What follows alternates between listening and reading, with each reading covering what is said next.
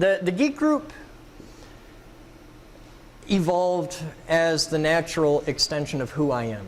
It was, I never set out to say, I want to build a National Science Center and that'll be great and I can get to be that guy on camera. No. I wanted to play drums in a jazz band and own a recording studio. That was my dream. When I was 17, 18, I started collecting people that wanted to hang out with me and get together and do the stuff that I did just over the course of my natural day. I liked building things. I liked exploring things. I wanted to see how things worked. And there's a lot of kids out there that do this from a very young age. They just take things apart, like, hey, this is neat, and what does this do? Well, there's a strobe, and a xenon strobe, and it's got a power supply, and there's a transformer in it, and they just want to take things apart and see how things are built. And I like doing that, and I like building things. And the problem with that is most of the people that like doing that are the people who dress differently, and they talk differently, and they act differently, and these people are social outcasts. And because geeks don't have a lot of friends, you can have two guys that are doing the same stuff. They're electronics geeks, and they live 3 blocks away from each other, and they'll never meet each other because they don't socialize, they don't network, they don't get out.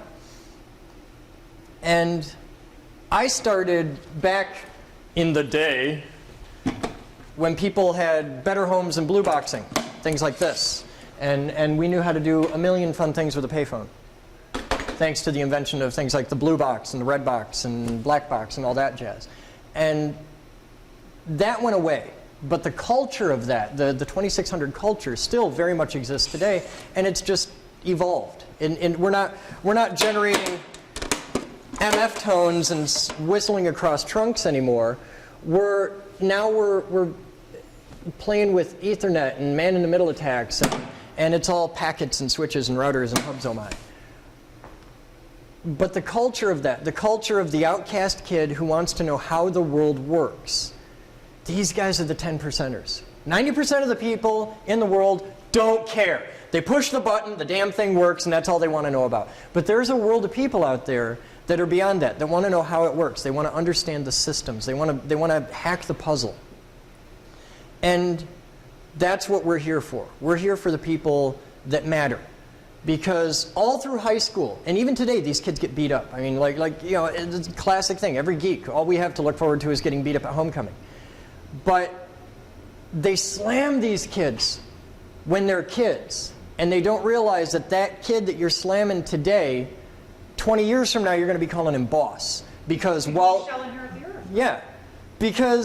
you're rocking out, you know, with the 90% of people who actually give a rat's ass what color Paris Hilton's underwear is this week, the geeks don't care.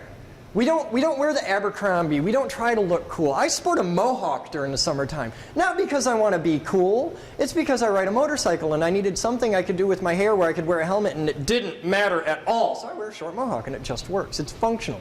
Form follows function. I wear jeans. You know, I wore a nice shirt today because I have to do a video for the Haas thing.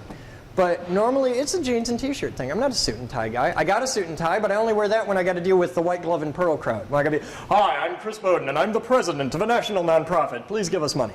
You know, I hate it. I hate being that guy. The geek group evolved because there's these kids out there, and we started bringing them together, and we learned really early on that if you take 3 guys and put them together and give them the right tools, you can do more.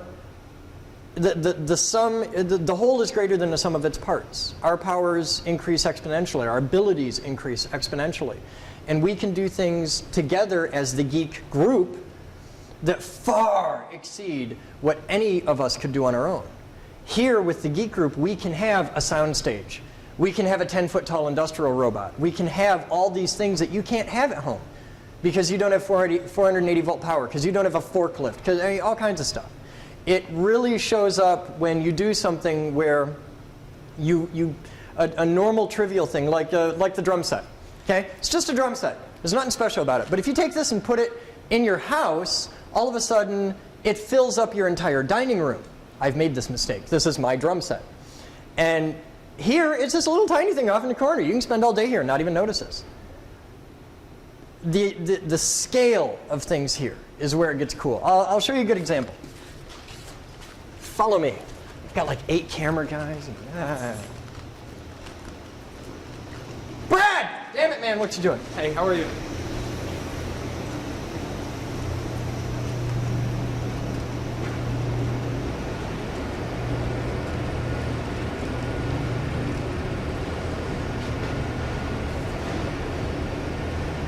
All right, I'll show you a couple examples of the scale of things here at the Geek Group versus in the normal world.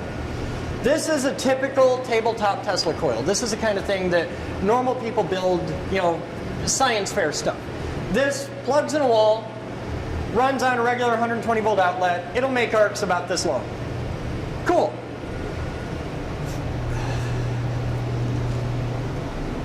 This is one of ours. This is a mid-sized Tesla coil here. It's 7 feet long, and this will make arcs about 20 feet long, nominally. Can we fire them up at some point? No.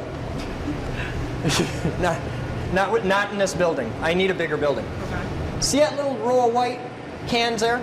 That's the capacitor bank for this Tesla coil. This is the capacitor bank for this Tesla coil. It's the largest MMC array in the world. And it's one of our 2 Guinness records that we're working on. This is a Newton's cradle. It wouldn't surprise me if he had one on his desk. Okay, you see them all over the place. Classic executoid. This is our Newton's cradle. It's our 2nd Guinness record. It's also the largest in the world. It's made out of bowling balls.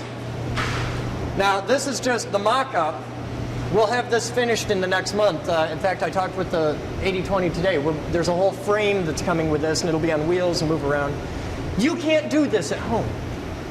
Now, there's no difference between this one and the one on the table. This is just cooler because it's big. And that's the secret of our art. It's the old adage about art. If you can't make it cool, make it bigger. If that doesn't work, paint it red. And